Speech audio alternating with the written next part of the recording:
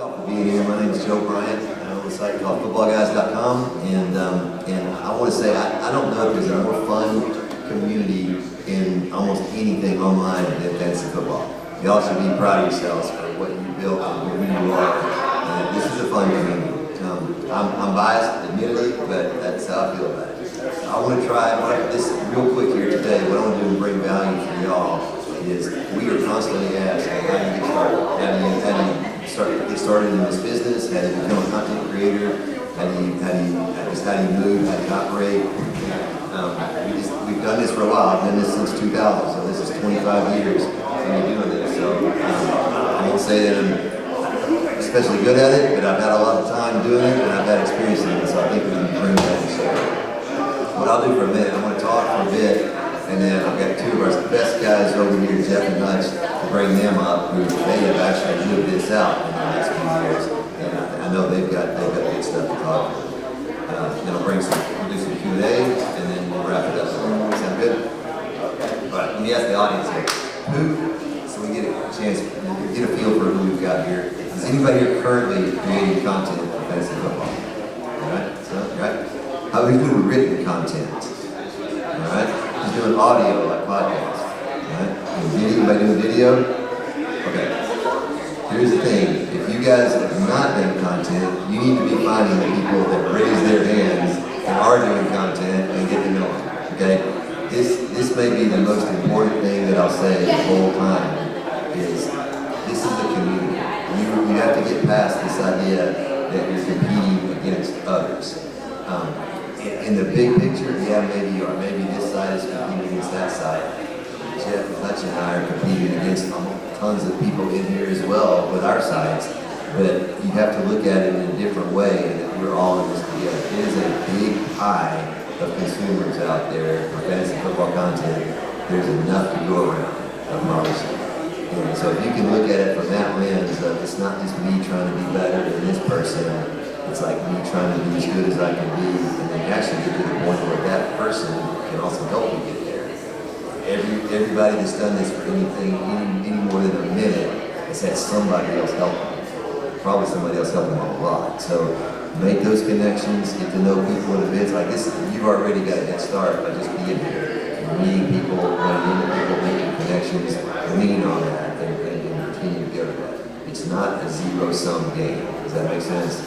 And I see a fair number of content creators make that mistake, and they say, "I've got to win," or in order for me to win, it means the person over here has to lose, and that's just not how it is. It may be that way in some games. It's not that way in content creation. The second thing that I see that I want to convey to folks is it is 100% about you bringing value. And if you think about it, that sounds simple, everyone kind of gets that on a base level maybe, but the reality of it is a crowded space out there for fantasy football content. You guys know that. The only way you're going to stand out is if you bring value to the people that are consuming media content. That's all they care about. They don't care about me. They care about what I can help them for their fantasy team, right? Y'all are here not because you like me, just because you want to maybe learn something that can well make. So, thank you. But it's so you can learn something that can help you in your life. It's just human nature. That's how the world works, and that's how this works as well. But I see too many people creating content that try to make them the focus of it, right? They are the star. They are the smartest person in the room. They are the one that's the coolest in fantasy football. And that may work a little bit. You get a few fans that way, probably not the kind of fans that you want really even. You want followers that way.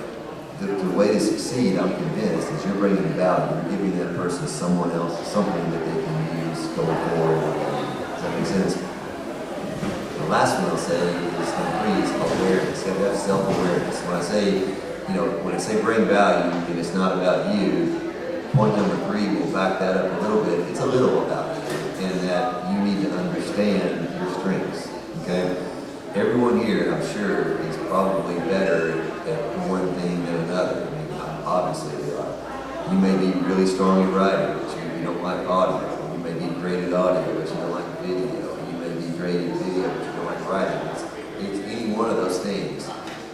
And I find it's interesting how it gets distributed. Some people just are naturally good at what to do. And most people can also talk if they can write. I get it, and most people can write if they can talk. But be aware of yourself enough of what you lean into, what your strengths are. And sometimes it's hard to know, right? Does anybody struggle with that? Like, what am I better at? A couple of things. I would say, ask your friends. Get somebody, at least you're right here having this discussion right now. You ask, lean into people that you trust. Don't ask Twitter, but lean into people that you trust. Like, what do you think I'm better at? What naturally is that's something that I'm good at? The other thing I would ask is, what do you feel better with when you do? I mean, I can do some things, and it's a challenge. Other things just are more natural. So, I mean, I think that's sort of yourself answering that question, right? You'll know instinctively what you're better at than others, and I would just lean into that. And then the last one, kind of an ancillary thing, is just do your best to discern what the market wants, what do people want out there. It's a crowded market. There's a lot of people creating content, and it is a little bit hard to tell what everybody wants. And I'll say this, don't feel bad if you don't know for sure. Nobody ever knows for sure what the market wants, right? You have to do it, especially when you're starting. We just printed a magazine for the first time in 15 years, and I truly had no idea what the market wanted from us on a magazine, even if they wanted it.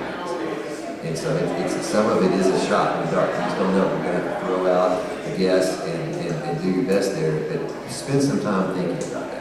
Don't just do a podcast because it's the thing to do. Try to think through it a little more and think, what kind of podcast am I making? What does the market want out there, and can I fill that void? And then also I'll look at what other kind of things, what other products are already out there. You probably, in fantasy football in 2025, you're probably not going to be the first on any type of angle. So see what else is out there, see what you're seeing, see how well the market is being served, and use the business words there. But for instance, we just looked at, I've taught Kevin Murray and I've been talking a good bit about a podcast for commissioner stuff.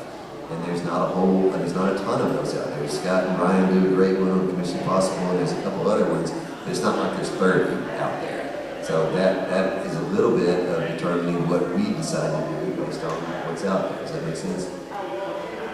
Okay, those are my 3 big points about understanding that it's not a zero-sum game, bringing value, and having self-awareness. And if you get those to start, that'll put you ahead well down the road from where I see a lot of people going at least. The next thing I want to do, let me bring our guys up here. This is Jeff Bell and Hutchinson Brown. Come up here, guys. Get down there,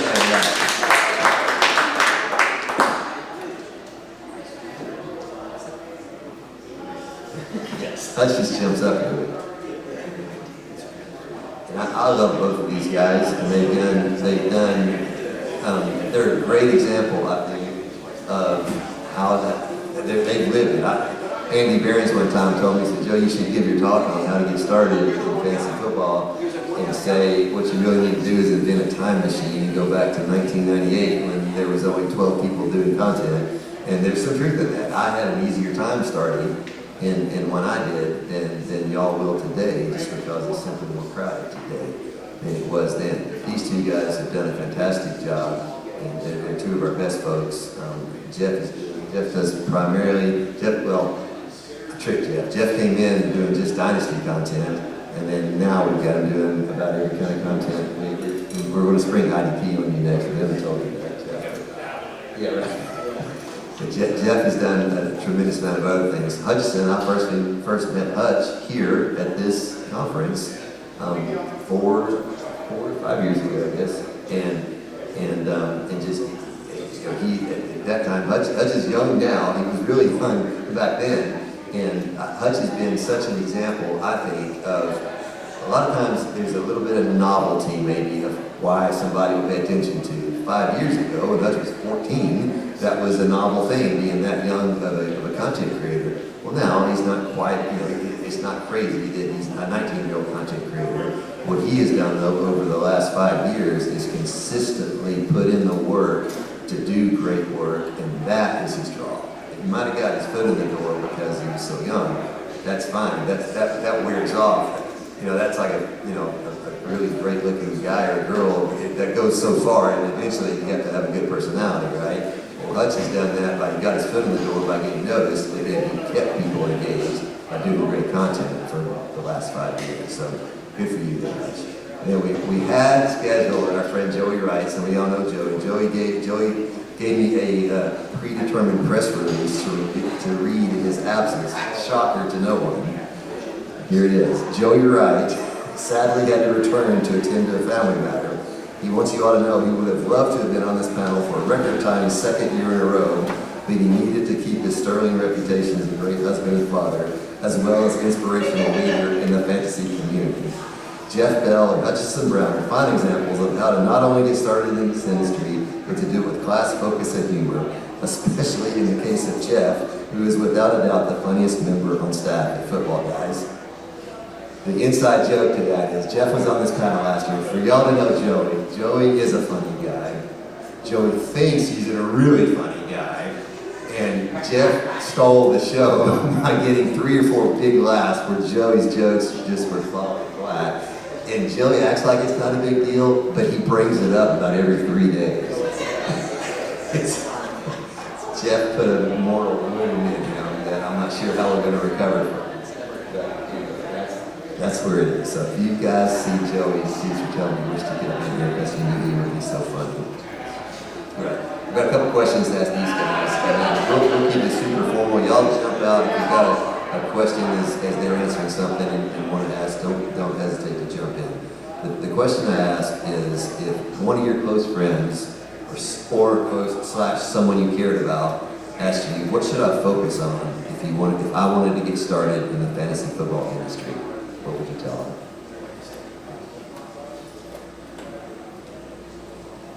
First, I would tell them to watch everything that Joe said previously to me coming out here. Because really, when you asked me that question, I made an internal list in my head of what I think the answer should be, and then you kind of knocked it out of the park to start there. Just talking about the things that I've thought about in that regard.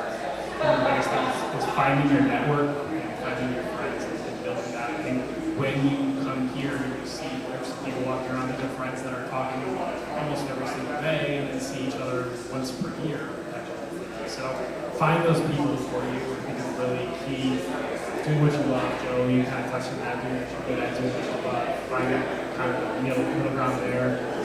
One thing that Matthew Berry is always talking about being the very best Hutchinson, and being the very best Joe, being the very best Jeff. And so I think that Joe talks about look what's not out there that you think could be addressed. The answer, part of that is finding the best version of yourself.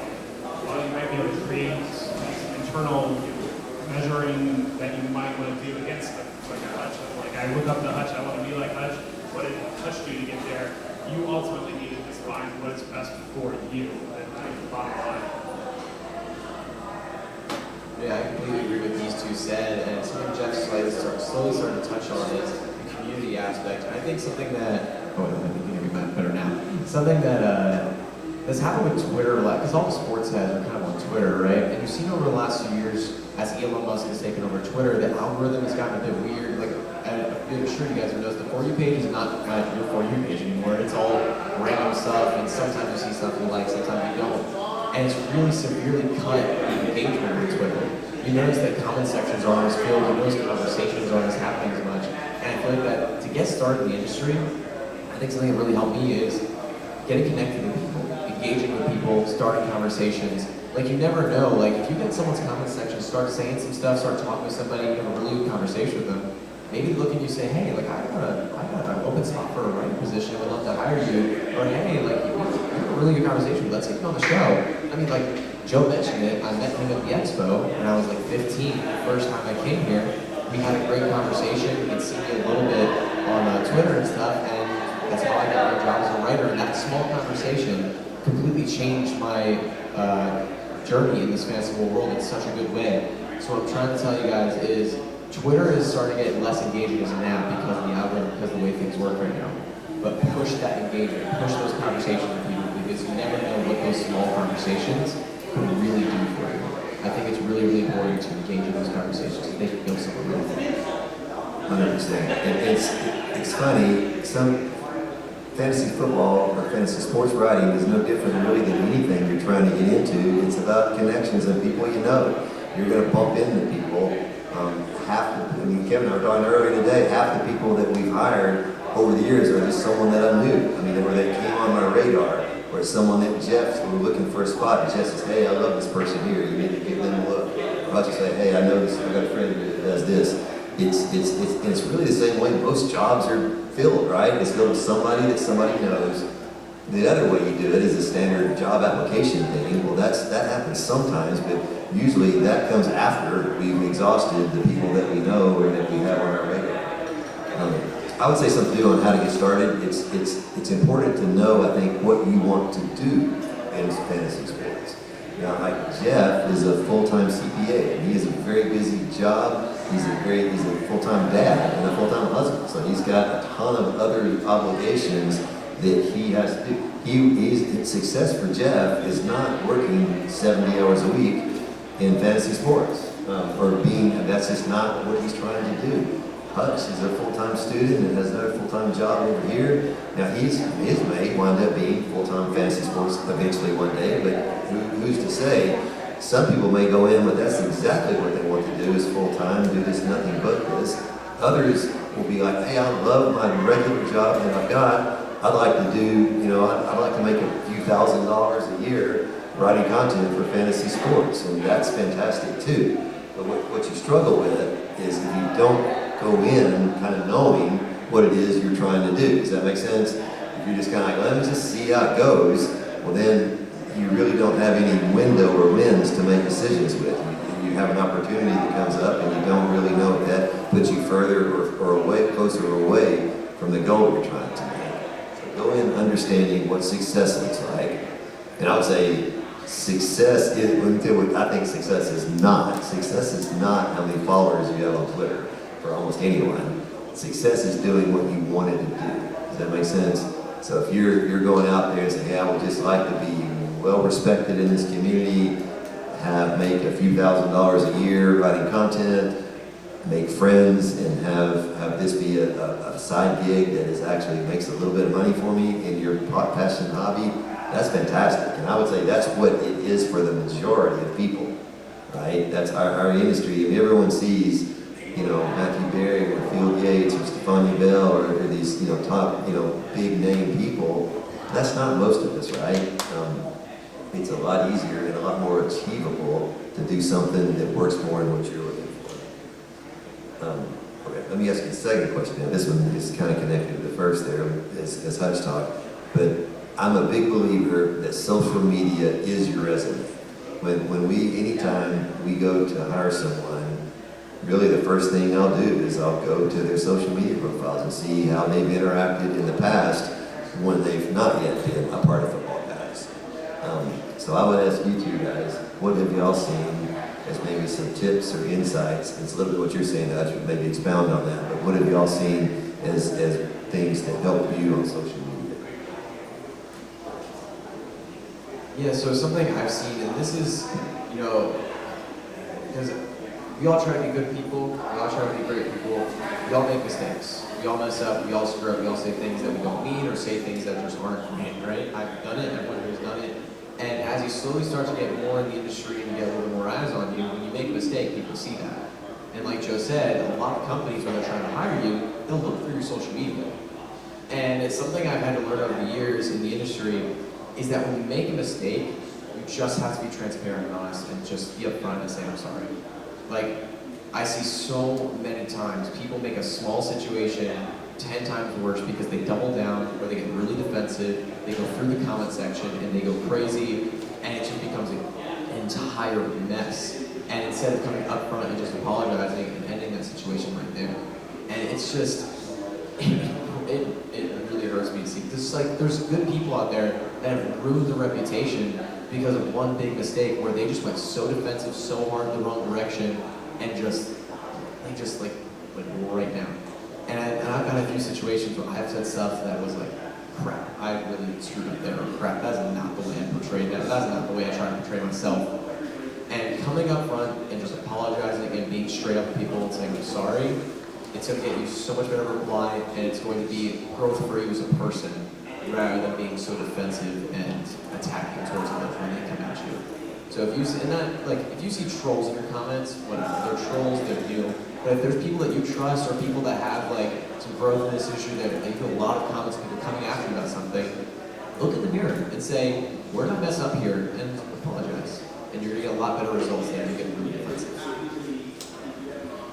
Really thought we were headed for Hutch's first sorry Joe there, dropping the C word out, talking about things to do and not to do in situations.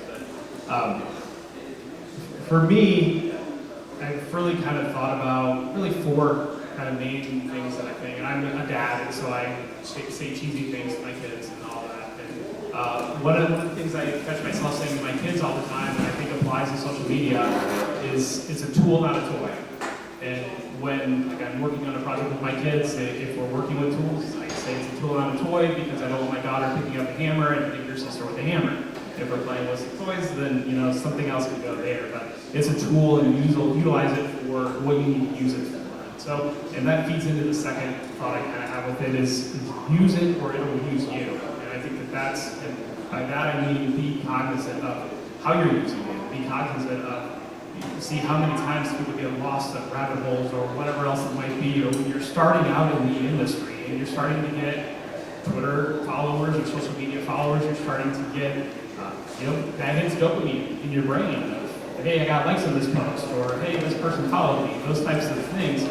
Just being cognizant of how you are utilizing it, making sure to protect yourself when you need to, and because we all have seen people that get lost in the chase that social media can present.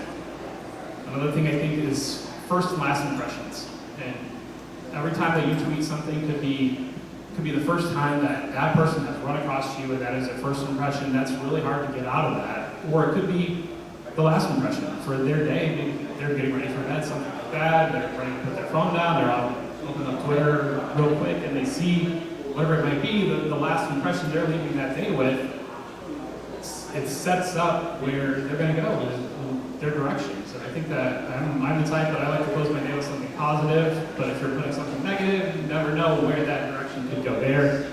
And then the last is a TED last, and I can't claim this one, but be curious, not judgmental. And I think I love that all the time, and Joe's a great reminder of that all the time, because there will be questions, and you want to go, how do you come up with this analysis, whatever it might be. We see people might be attacking in that type of situation, whereas being curious and trying to see, did I miss something in my own process because I'm at a different answer than you are. But I think that those are really key things that I've kept in mind.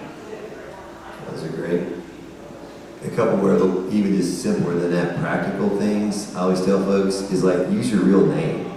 And if you're trying to get a job in the industry one day, they're not going to hire Viking Fan 389 probably. They're going to go for your real name. So go ahead and start with that. And you don't want to build up a big following for Viking Fan 389 and then have to transfer that over to who you are. So go ahead and start with what your name is. I would say use your real picture. Let them associate, your name with your face. Does that make sense? And I know you also do not have to be. In fact, I would recommend you don't do this. Is to be like overly public with privates, with family life stuff. That's just not necessary. But it is important, I think, for them to know who you are and what your name is. And then I think when you're posting something, every year although it seems to be a little better now, but it seemed like a whole rash of rookie draft picks that failed to clean up a Twitter feed from, they said, dumb things when they were kids. It's like, just don't ever, every time you post something, just kind of ask yourself, hey, if I were to ever apply for RotoWire or Football Guys or, Fantasy Alarm or any of these companies, would they be good with this? And that's a pretty good mix there. Now some sites too, you also have to get it. That goes kind of back to deciding what you want. I mean, Football Guys has a certain flavor and a style, right? We've always kind of been, hey, we're safe for work, we're do mom proud kind of thing, where we're kind of the Mr. Rogers of fantasy football sometimes, and that works for us. Another site may have a very different angle to that, and that works for them. So it's always kind of understand who your audience is going to be, but even more, who your audience might be in the future. Does that make sense? Who your potential football advice. That's life advice, right? Everybody wants to do that. So I just see those things. Let them, and we think, we agree up here in our whole company are constantly thinking, how do we not get replaced by AI? I see Ron was here saying, we're doing our next talk is about that stuff with AI. And one of the reasons, or one of the ways we plan not to be replaced by AI is to have that personal connection. We feel that our leader knows Jeff, they know Hutch, they know Mauricio, they know what's going, they know our people, and that is, it's not just a straight transfer of information when they say, okay, Jeff, here's your rankings and here's your list. That can be replaced. Generic rankings are vulnerable, I think, in the age of AI. What's less vulnerable is Hutch telling a story, Jeff telling a story, or Mauricio telling a story. Those things have real connection. So I would lean in to that personal stuff. And that goes kind of back, think, do you. Don't, if you're not an outrageous, wild person, don't be outrageous and wild on X, right? But just be you, be personable, and be memorable, and I think that goes a ton. It goes a long ways.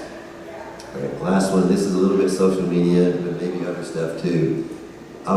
People always say, well, I don't want to do a podcast, I'm going to be terrible. And I was like, yes, you will be terrible. It'll the stuff we've done early, or I'll say I've done early, is just awful, the first things. And so you're gonna suck when you start. That's just gonna be life. Even Matt Harmon back there, I don't know, Matt was probably great his first day out. But that's gonna happen. So you are gonna happen, you are gonna suck, you are gonna have room to be criticized. How do you guys handle, and some of it you can write off as trolls, but then some of it may be like legit criticism when you get that feedback. Got that, Jeff? Has someone ever said something to you not nice? Do you think somebody might have said something to me not nice? It happens occasionally. I think one of the things that I do with myself when I see something critical is the first thought that I put in my head is thank you. Because, I don't know what the intention might be, but at least you took the time to say something to that regard, because I do view criticism or feedback as a gift of the opportunity of, can I get better in this situation? And sometimes there's ill intent behind the comment, and you need to, the next step is, well, what's the intention behind you sharing that message? If you're just trying to make my day worse, okay, I understand, bless you on your own way. Kind of at the, Keanu Reeves had a quote I saw a couple months ago where he talked about, he's at the point where somebody could tell him the sky's purple, and he's just not going to argue. He's going to say, have the best day, and I'm moving on. We're not going to have that argument. I think that having that view on social media, viewing just criticism in general, would say either if you're going to have a message, type out thank you, or things say it in your head, but that just changes the way that you're going to approach your response. And that's really where ultimately where it comes off of your response and how to handle that, because I've had multiple people who maybe wanted to be mean to me on X, and I've handled the response the correct way. They become your biggest fan in a lot of different scenarios because they care about what you're doing, and just treating them like a human in a response to flip the mentality of, well, Jeff doesn't have time for me, he's never going to respond anyways, I'm going to shoot this off. And if you respond, and people say, okay, well, maybe I should think about twice about that. But I think that those types of things really work out for me. Yeah, to piggyback off what Jeff said real quick, I've definitely had a lot of times where a troll or someone who just wants to push me down has come after me and said, oh, this sucks, or that sucks, or you suck, or whatever kind of comment they said on Twitter. And I always try to come back respectfully. I always try to come back with a comment of, why do you think that? Or this is why I think this way, why do you think the way you think? And a lot of times, sometimes we'll just reply back with another, F you or something, just not cool. But sometimes they'll reply back with you know what, I was aggressive at first, I'm really sorry, and I want to have this conversation with you. So when someone comes at you with hate or anger, it sometimes it fuels in you a defensive response. It really comes after you that way, and makes you the instinct is to go after them back. But in reality, the best response you can give is a respectful response, saying, explain to them why you think the way you think, and ask why they think the way they think. And you might get a better response, and like Jeff said, you might have a new thing. And also something that Jeff was talking about in terms of social media, and I know the story with football guys, it's been a slow growing story. It's been growing me very young, and I've slowly been growing, getting more involved in my company. And that's kind of an attitude of like wanting criticism. Like every time I submit an article, submit a video, submit a podcast, do something, I ask the person who I submitted to, I was like, what can I do better? Where can I grow here? I see that, and I really had an article once. I was really excited about it. It was a spotlight, the player spotlight articles. It was Saquon Barkley heading into this season with the Eagles last year.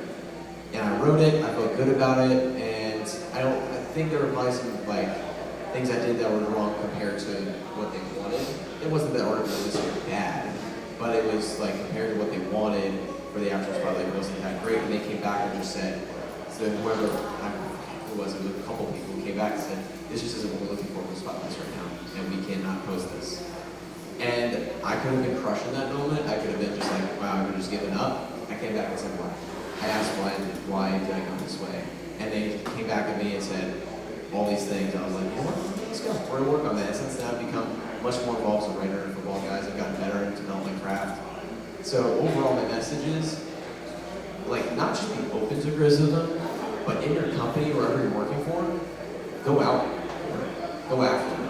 If you show like a boss or a company that you care and want to develop and be better, they're going to work with you like never. People are going to work with you when you show that kind of passion for it. And it's a good thing to go after criticism and to really take it in and use it well. I think that's good. It's hard, right? Nobody likes being criticized, right? And you know, like nobody likes that.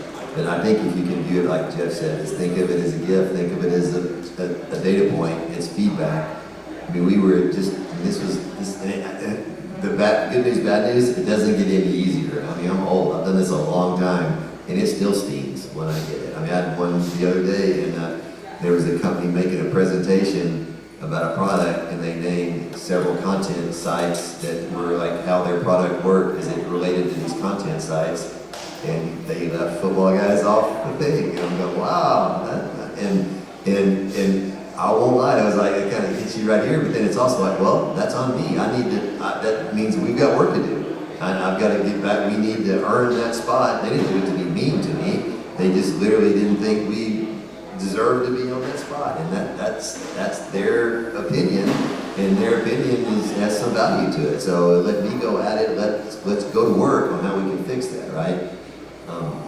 And what Hutch said is exactly right. It's so easy, or it's almost like a magic trick when you can just apologize and stop. It just takes all the fuel off the fire, right? And this thing may be burning hot, and you just can say, I'm sorry, or I didn't get that right.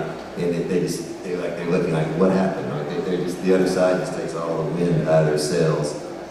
I've seen that happen a ton. But again, see it as and then the other thing we talk about, you just don't know. I mean, there was a guy the other day that I saw, or one of our posters on our forum, and I knew him as, I thought, kind of cantankerous, sort of grassy guy, didn't like much, often critical of stuff, and it's not a real pleasant guy.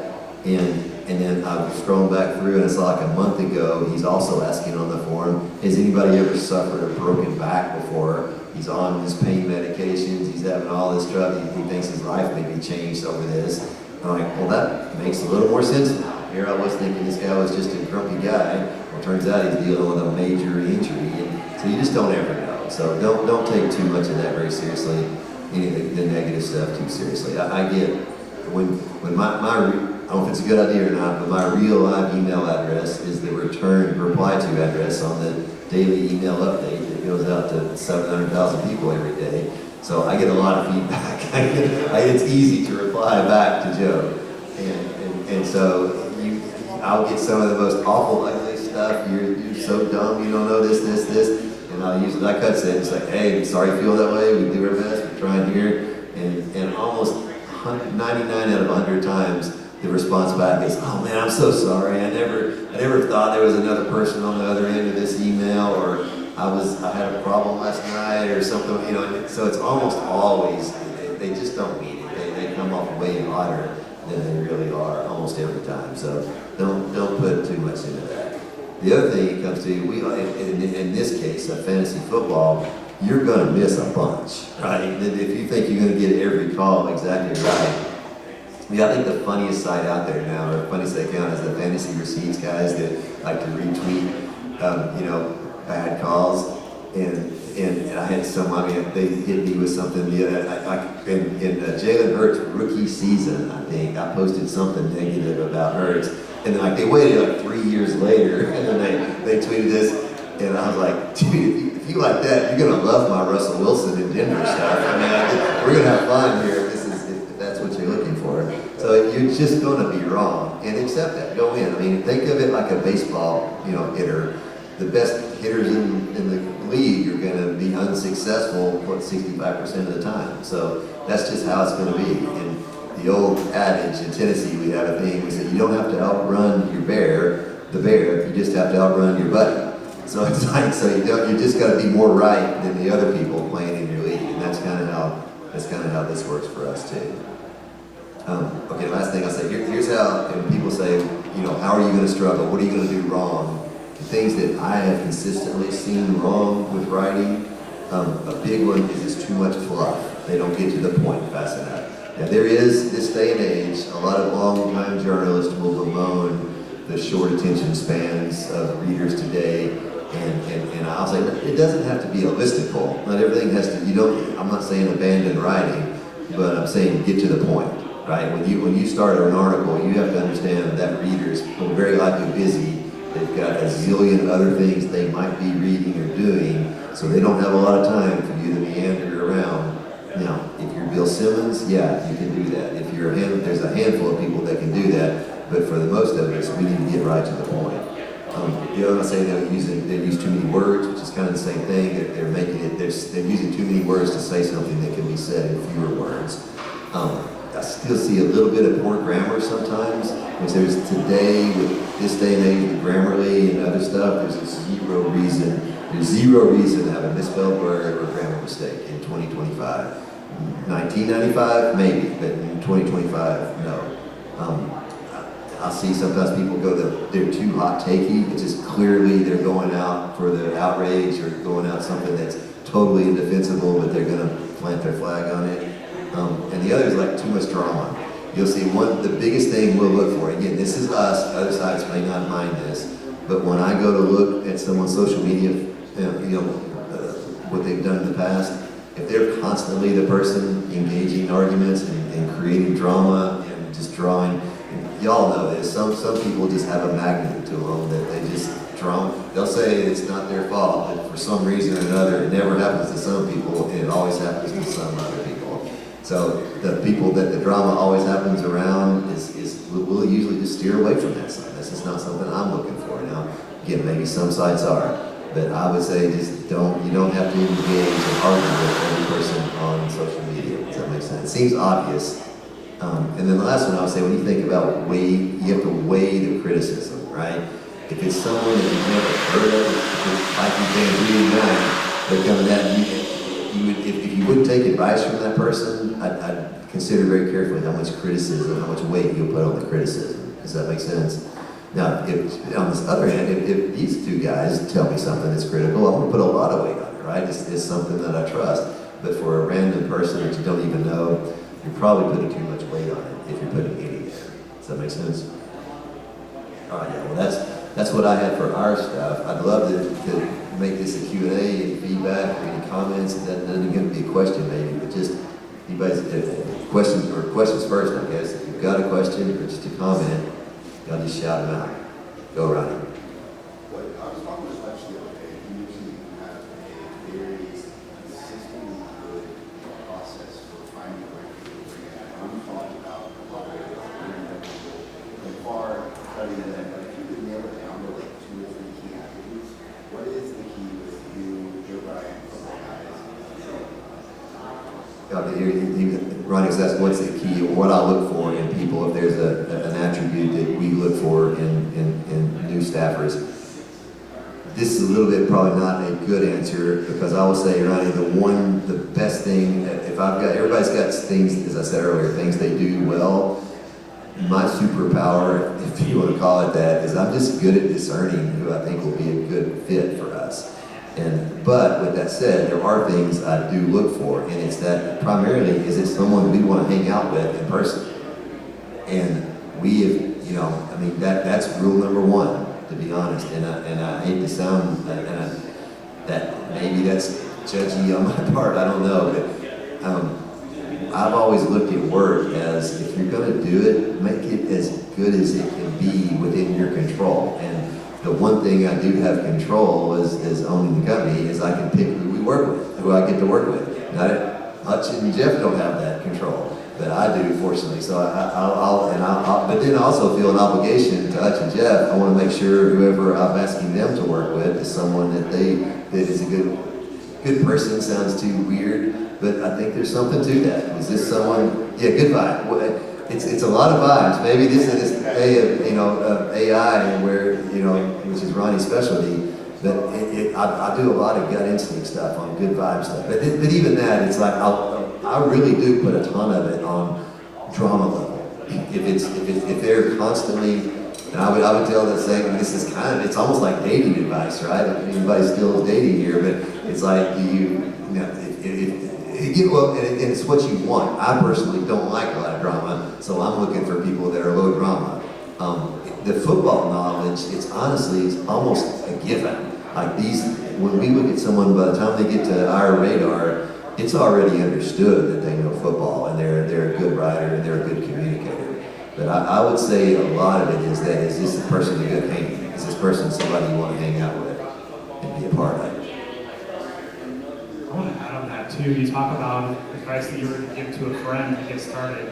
A lot of that is, if you want to go somewhere like football guys, then make your content attractive to what football guys is doing. If you're the fancy footballers or whatever else it might be that is where the direction that you want to go, get in the orbit and show. I think I did a decent job of showing Joe. If I bring Jeff onto the site, I know his work is going to feel like football guys. And I think that is really key across the industry of knowing your compass, knowing where you want to go, and building yourself to be able to profile to that.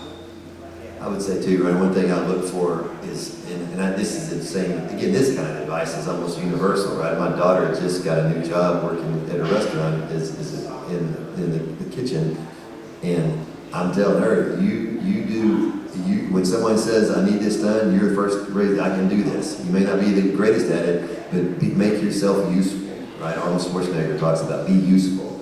And I was, the opposite of that is someone coming in, it's like, well, I'm only going to do this if you give me this, or if I get to wear this uniform, or if I have this title, or if I have all this. It's like, no, I want people that can quite selfishly, I want people that can make my life easier. If that's part of the exchange of the compensation, or you do this work, and make my life easier, not more difficult. And a lot of times it's a problem solver. These two guys do great at that. Now, eventually, even back, my very first piece of content I wrote was I wrote in the Fantasy Index magazine for Ian Allen about offensive lines, and it was only because Ian didn't want to do it, and I was like, well, I'll do it. And I didn't know offensive lines that well. I educated myself and got smart enough that I was like, yes, I can do that, and then it led me to other things. So that's a good question. Go back. It's something I'd add to that as well. Like, raise your hands first. Like, it's really about commitment to the company. Whatever company you're working for, every place you're working for. I know for football guys, like commitment and the passion for fantasy football and for doing good work it's something you all have. It's something Joe has found in each of your years, and it adds to the point of like raise your hand first when you see something out there. Even if it's not necessarily great, even if it's like first strike, like go for it, just try and take the opportunity, put 100% effort into it, because in the fantasy football industry, there's not always a time to get an opportunity. You got to treat every opportunity like it's the last, and so I love that point. Raise your hand when you see an opportunity. Just take it all.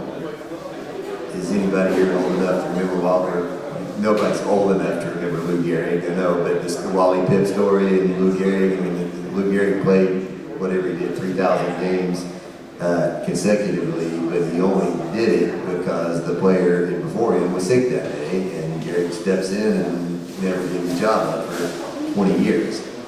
So it's a thing. You have to be available. Although availability is the best ability. I think there's a lot of truth to that. Any other questions? Y'all two got questions. Yeah, I'll say something. I appreciate the talk. It's like, there wasn't a whole lot about the fantasy. Yeah. Here, you know. As somebody, like, if I were to try to get started with something together, exactly the top, but I don't very much pretty much popular too.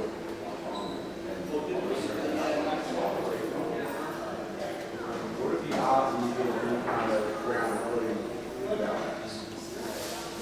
I would say good still. It's X is, you need some, if you don't have X, it needs to be some, you need to have some way of how are you going to be discovered, right? And to be discovered, it needs to be, you know, the most non-dependent way would be just starting a blog. Just create a blog that you're going to write your articles and post them there.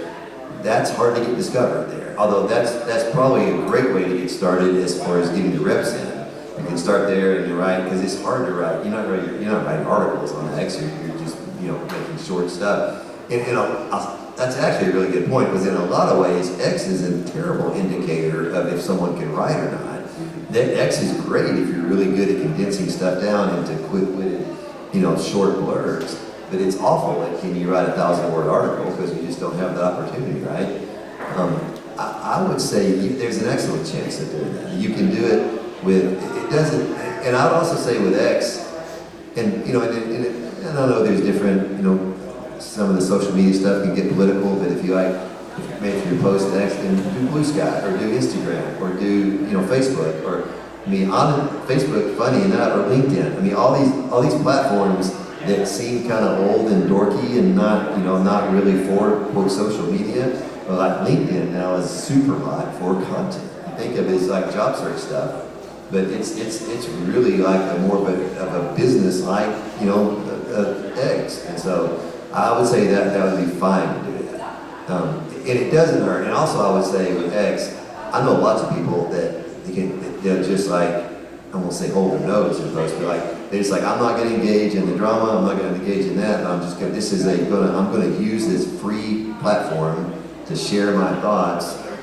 Scott Fish giving me the thumbs down, and use that and let that just be a place that we share it and let you get exposed. It's the same. It has to start somewhere there, and that's one place for it to start. But it's not the only place. Yeah. Bob Harris, how do you get started in the fantasy sports industry? You start and then you too stupid to quit until it works. You get reps. You get more reps. You take every rep. And even when it doesn't matter, or you think no one's going to listen to it, or no one's going to hear everything. There's a story about how I got in seriousness. Somebody in Sirius was out listening to shows, looking for something else, and heard me. I said, oh wow, that's Bob Harris. Let's talk to him. Right? You just never know what rep or what turn or what thing you're doing is going to be the thing that makes something click in somebody's head that makes them say, man, I need some of that. So you have a unique talent, you have the ability to communicate your ideas well, keep communicating them until somebody listens. It's good. It's one of the things that Clayton Gray is kind of the glue behind the football guy said many times. Clayton wrote something about how he started writing, and his first thing he said was start writing. And I think that really, when you're looking at it, when you start in the industry, start making content. And that's where a lot of it comes down to. I will say this too, when I say what we're getting. The content creators are the ones that get the attention. These guys are famous, Bob Harris famous, Scott Fish famous, Ronnie, Scott went back there, and Kevin Murray. These guys, there's a ton more in the fantasy industry than content creation. In fact, I would bet half of our staff now, y'all never heard of. And we would literally be crippled without. But our guy Clayton Gray is what Jeff mentioned. He literally is the glue. Keith Overton, Simon Shepard, my son Jake Bryant, Taylor Ford. All this really just, they are the ones. So it's not always the way. You don't necessarily have to be creating content to have space, if that makes sense. Question. question's related to the content. How do you decipher what's not generative or not? How do you like decipher that what apply for your writing your content? How can you cross-check? It might be a Ronnie question. Do you have to- Ronnie would be better at that. I've always thought, it's like, well, I can just run it through the thing that, I can always tell AI. It's like, yeah, until you can't. It's like, well, that's like, well, I can tell all the counterfeit money out there. Well, the money you can't tell is in circulation. And so now there's plenty of tell still. It just feels a little off, but I've always, that will get better. That will get better and better and better as it has. I would say to answer that is like, even if there is a question of if this was written by AI, it makes me wonder, it makes it think it's less valuable. I'm looking for something that clearly is human opinionated, and now also AI obviously can have opinions as well, or right as it has opinions. But yeah, I'm looking for that is clearly something that feels, that just has the right vibe to it, that is a human created content and it instills that communication. And we're seeing it, and I'm real interested. I told Ronnie I'm on his panel, but I feel like I've got more questions than answers. But where this is going on that, of like, even podcasting stuff now, you can write a script out and record your voice saying plenty of words, and then you guys probably seen that. It's scary. It's a different thing. I continue to think we are in a great industry though that still values that content, that communicator to reader connection. Because it's not like a calculator. You think I punch in a question to a calculator, it gives me an answer, it's totally emotionless, I just want to be right. That's not what you're doing when you're asking Jeff for a ranking. You want his take, you want his opinion, and you're not going to know if he's right until 6 months later. So it's a different kind of thing. So but I think it's probably a good mind shift to start thinking almost in everything. How do I not get replaced by AI? And so I think so whatever you can, we've done that as a company. What can we do that is not going to be replaced? So it's leaning in the community, it's leaning into those kind of things.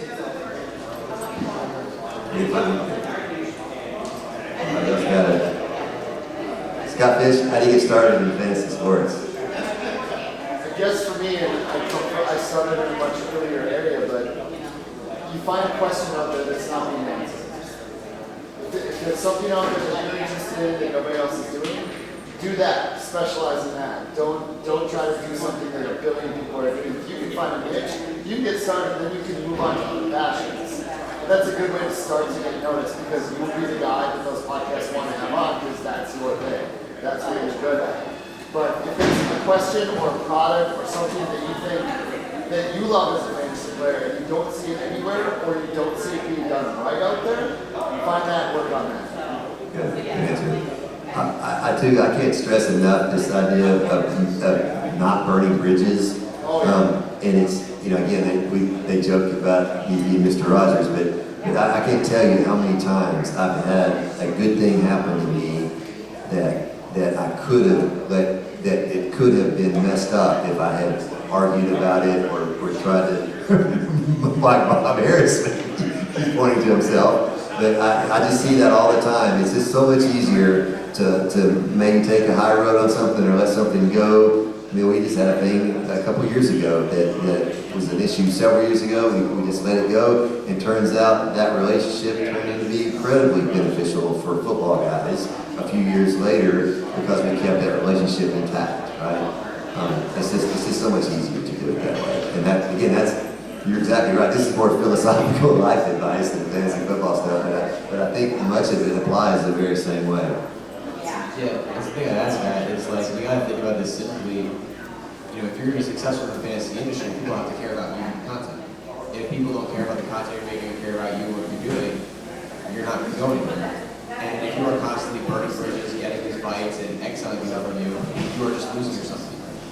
You're just losing people. So you have to be a person that is constantly prepared, thinking, what we did earlier, constantly looking for reconciliation, constantly looking to fix relationships, constantly looking to break arguments and just get back together rather than just burning bridges with people. Sometimes it is necessary. Sometimes it's a point where just separation is better for both parties. But then that is times where you can make it work and get these birds back together, it's so much better for your success in the basketball world and their success. All right, y'all, any other questions? I don't know. I used to make that up. Yeah, that guy made me really bad one time. Well, thank y'all. I appreciate it. Thank you, these guys.